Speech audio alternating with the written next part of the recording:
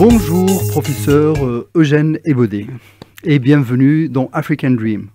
Bonjour, merci de me recevoir. Tout le plaisir est pour nous. Vous arrivez de Rabat. Alors, quand on est littérateur comme vous, on rêve un peu en cours de route, on pense à quoi? Quand on est simplement un invité qui va voir des personnes bienveillantes comme vous, on remercie d'abord. Merci beaucoup. En tous les cas, c'est ce que j'ai appris de mes parents et de mon éducation. Donc, je vous remercie infiniment pour l'opportunité que vous m'offrez de m'exprimer. Sur la littérature, c'est vrai. Sur l'enseignement, sur l'éducation aussi. Et on va voir. Et sur les passions multiples. Vous avez un parcours tellement passionnant, tellement varié, que nous allons un petit peu traverser le temps et piocher dans votre parcours des enseignements qui vont beaucoup servir à nos téléspectateurs.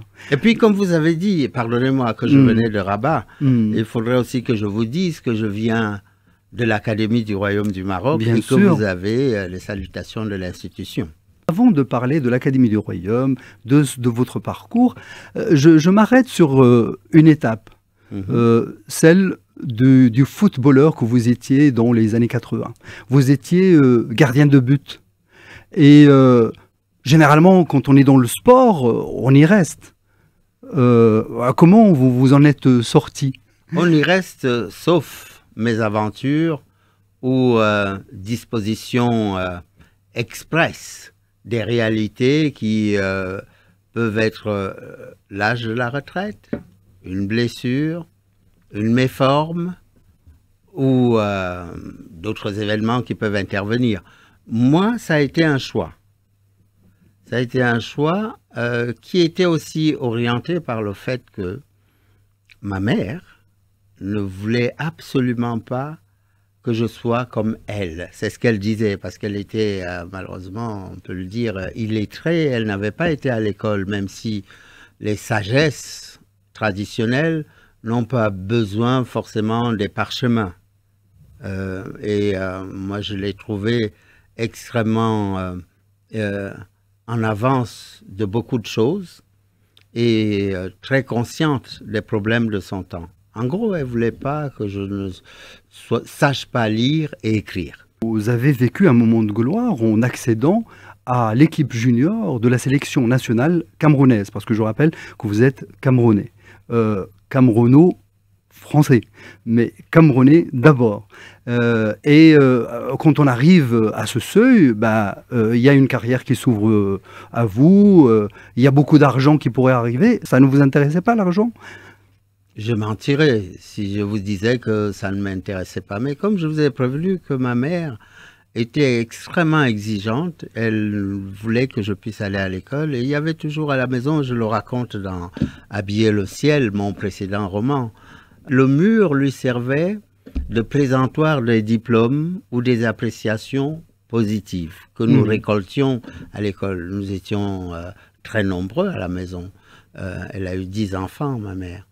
Et du coup, elle réservait toujours un endroit pour le prochain diplôme. Et du coup, j'ai vécu dans cette ambiance où il fallait absolument satisfaire ma mère.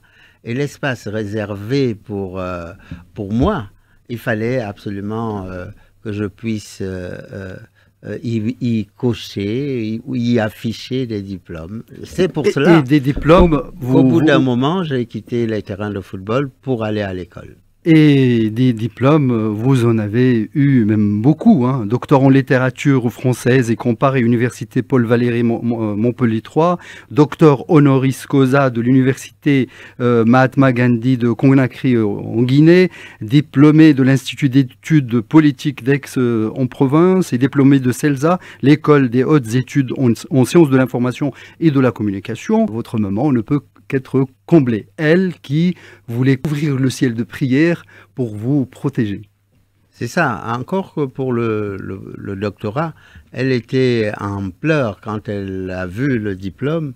Ce n'étaient pas des pleurs de joie, c'était même des pleurs véritablement de tristesse. Comme le diplôme était plus petit que ceux que j'avais déjà laissés au Cameroun, notamment le brevet d'études qui était très grand, etc. Et elle a pensé qu'on m'avait donné un diplôme au rabais. Alors il a fallu lui expliquer que non, chez les Blancs, on fait l'économie du papier. Alors j'ai commencé par cette façon atypique de vous présenter. Je sais qu'on ne vous présente plus. Pourquoi j'ai commencé par le football? Parce que au Maroc en particulier, je ne sais pas ce qu'il en est au Cameroun, mais je vois rarement des footballeurs décrocher un diplôme universitaire, voire même le bac. Vous êtes une exception? Je pense pas. Peut-être que les statistiques vont dans votre sens, mais on oublie qu'au Cameroun, il y a eu Eugène Njolea, qui a été docteur en droit, avocat, ambassadeur. Il a fait de la diplomatie, ambassadeur du Cameroun. Et il a même été... footballeur comme vous? Oui, footballeur professionnel. Il est décédé en 2006. Et il était extraordinaire, Njolea, un buteur, il n'était pas gardien de but, c'était un buteur, il a joué à Marseille, il a joué à Saint-Étienne, dans de grands clubs. Et il est le fondateur de l'UNFPT, l'Union nationale des footballeurs professionnels. Donc c'était quelqu'un d'exceptionnel, Eugène Njolea. Et je pense qu'il y a, au Brésil, il y a eu... aussi des docteurs, Socrates était médecin, je crois. Et on ne les cite pas souvent, mais il y en a. Si on cherche bien, il y en a qui savent allier le sport et les études. Mais on ne les présente peut-être pas assez. Et peut-être que grâce à votre antenne, l'équipe nationale du Maroc pourra peut-être solliciter une conversation entre moi et les joueurs marocains. Mais je le souhaite vivement, parce que si vous arrivez à convaincre les joueurs d'aller un peu plus vers les livres, pensant à leur retraite, etc., et léguer à la postérité de l'écrit, c'est vraiment important. Vous l'avez fait au tout début de votre parcours d'écrivain, en racontant, en s'attachant au terrain de foot à travers votre livre, le premier roman, Le briseur de jeux. Mais alors, l'écriture, c'est arrivé en cours de route, c'est un projet que vous portiez, même joueur? Oui, je me souviens que, vous l'avez rappelé, j'étais gardien de but, donc j'avais beaucoup de temps. Quand l'action se déroulait dans le camp adverse chez mon collègue gardien de but, j'avais le temps de regarder le ciel, de rêvasser, donc de poétiser mon existence. Et puis ce temps que j'avais pour moi, je voulais, en regardant parfois le défilé des nuages, comment il y avait des renversements, non seulement sur le terrain, mais au-dessus de nos têtes. C'était un spectacle inouï. Et j'ai souhaité, après, comme j'avais déjà une attirance pour les rédactions et que j'étais encouragé par les professeurs, il faut leur rendre hommage. Ils captent les capacités des uns et des autres. Ils encouragent. Et donc, j'ai eu des encouragements dès l'école secondaire, de mes professeurs, donc je leur rends hommage. Ils m'ont beaucoup encouragé à écrire. Et on ne sait pas, on doute, on se dit, mais pourquoi est-ce qu'ils font ça? Ils insistent. Et ma foi, c'est une disposition que j'avais déjà très tôt. Et vous avez beaucoup écrit, et vous continuez à écrire.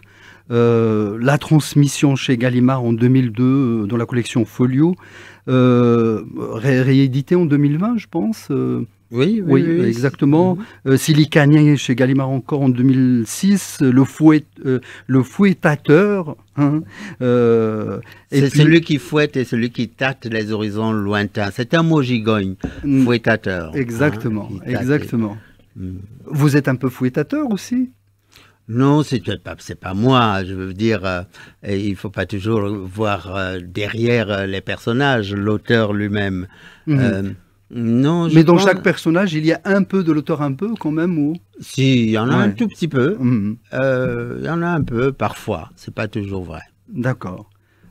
Et puis le livre que vous avez consacré à votre maman, Habiller le ciel. Il y a aussi Souveraine magnifique, l'histoire d'une rescapée Tutsi Et à chaque fois, hein, quand vous écrivez, vous allez à la rencontre des témoins.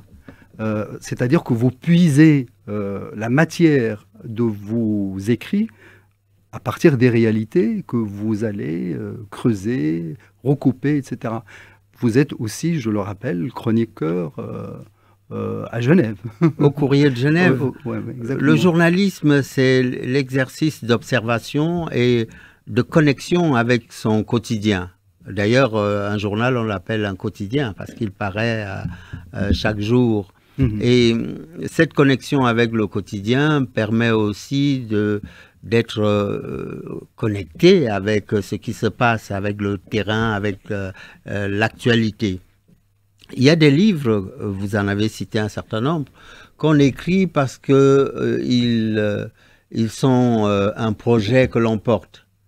Mais il y en a d'autres que l'on subit. Et je pense que Souveraine Magnifique, que beaucoup ont vu comme un livre particulier sur le cataclysme, sur le grand traumatisme du génocide des Tutsis au Rwanda en 1994, a été un livre difficile et que j'ai du mal à faire mien. J'ai détesté écrire ce livre, même si beaucoup trouvent que c'est probablement mon meilleur. Mais ils sont un peu sévères parce que j'aime tous mes livres et je pense que dans chacun d'entre eux, il y a quelques pépites. J'ai par exemple écrit un roman, La rose dans le bus jaune.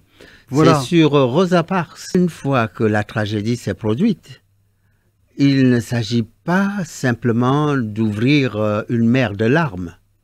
Encore faut-il, en transcendant la douleur, le malheur, sans le gommer ou l'ignorer, de remettre en route ce que l'humain peut avoir de prodigieux, c'est sa capacité de résilience.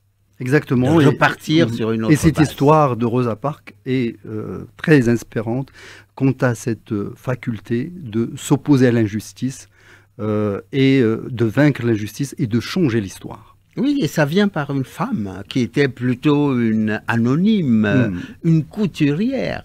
Et figurez-vous que beaucoup s'étaient cassé les dents sur cette affaire, sur cette montagne, sur cette abomination.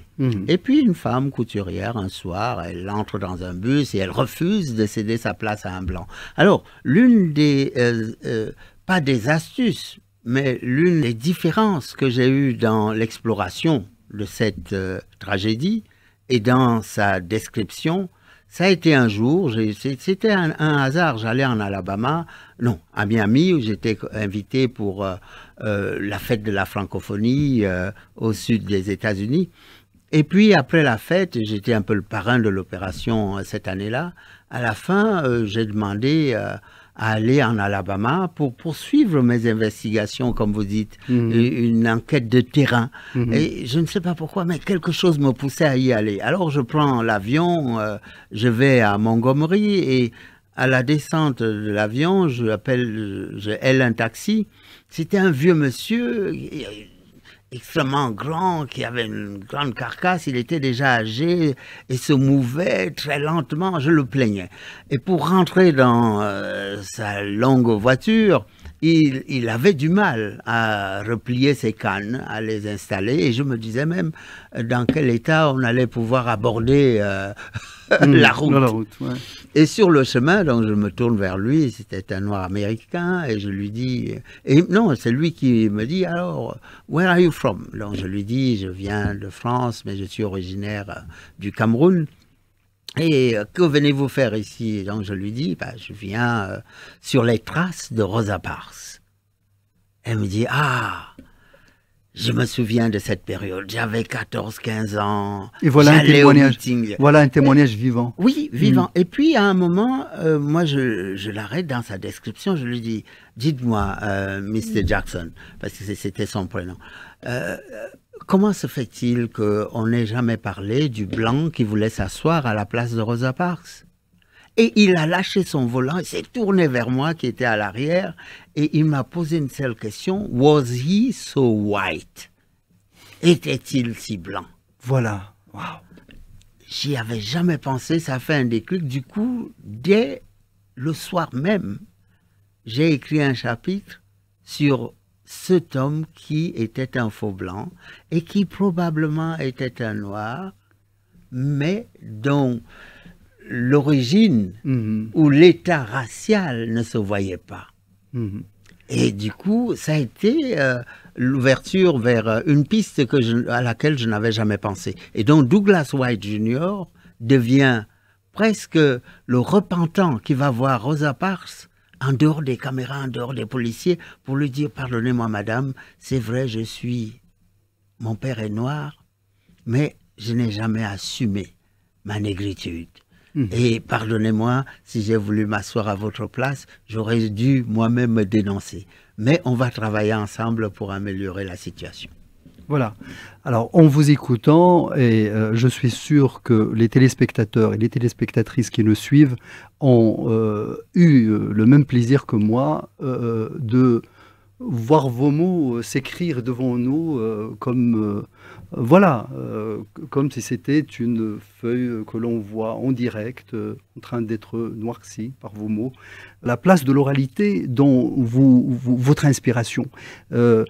On a l'impression que les mots vous viennent comme ça, spontanément, etc. Est-ce difficile de changer de l'oral à l'écrit ? Peut-être faudrait-il un jour que vous filmiez l'écriture. Peut-être qu'on le fera au prochain livre. Généralement, quand je le ferai avec plaisir. Hein, voilà. Quand j'écris, c'est comme si j'étais habité par l'oralité que vous avez évoquée. Mais au fond, derrière l'oralité, c'est une tradition. Et nous sommes adossés à des traditions. Nous n'avions pas toujours l'instrument de l'écriture, mais nous avions les mots à notre disposition, la langue et le cerveau formé pour que cette langue puisse se déployer à la vitesse, j'allais dire, de l'éclair.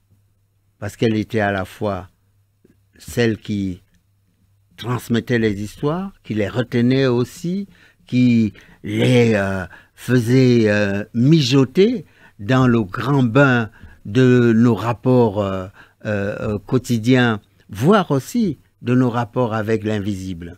C'est que dans notre Afrique, nous avons plusieurs sources de connaissances.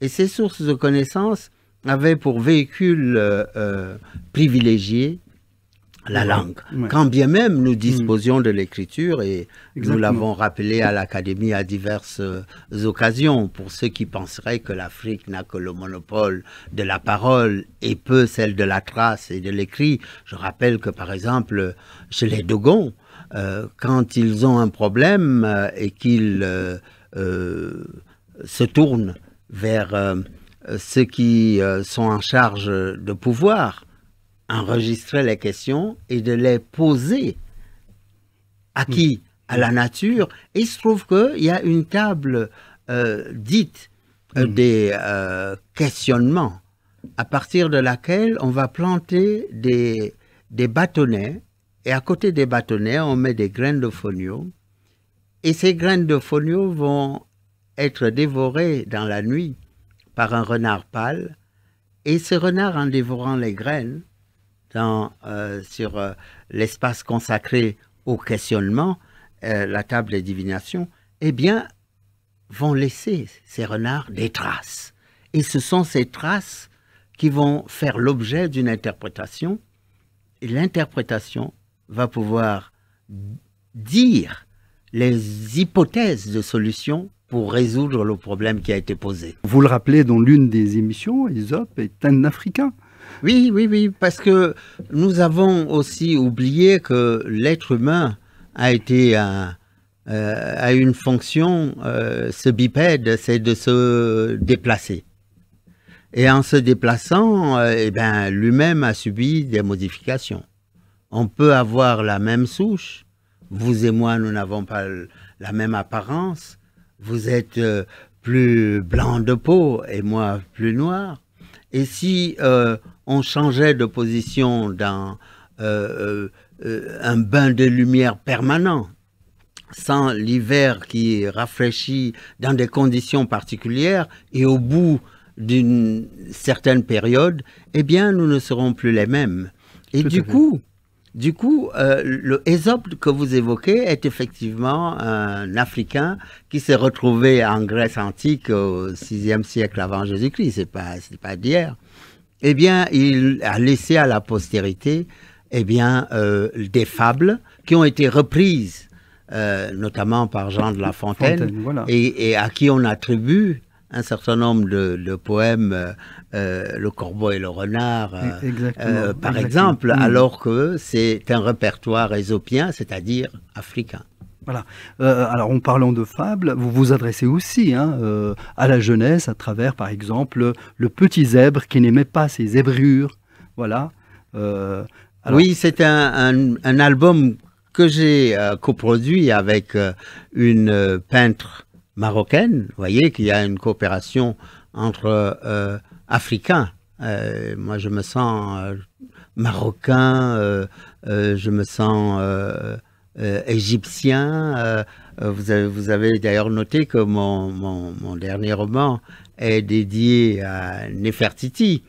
Et dans ce roman, je convoque, dans Zamzam, je convoque à la fois des figures de notre littérature comme Kilito, qui est un académicien, un grand professeur, qui écrit de très beaux livres. Le dernier, publié par la maison d'édition qui publie l'album, c'est-à-dire Africa Mood, eh bien, nous appartenons aussi à une même maison d'édition, à un même bain de jouvence culturelle pour que notre Afrique soit gouvernée par les appétits qui élèvent et pas les disputes qui écrasent.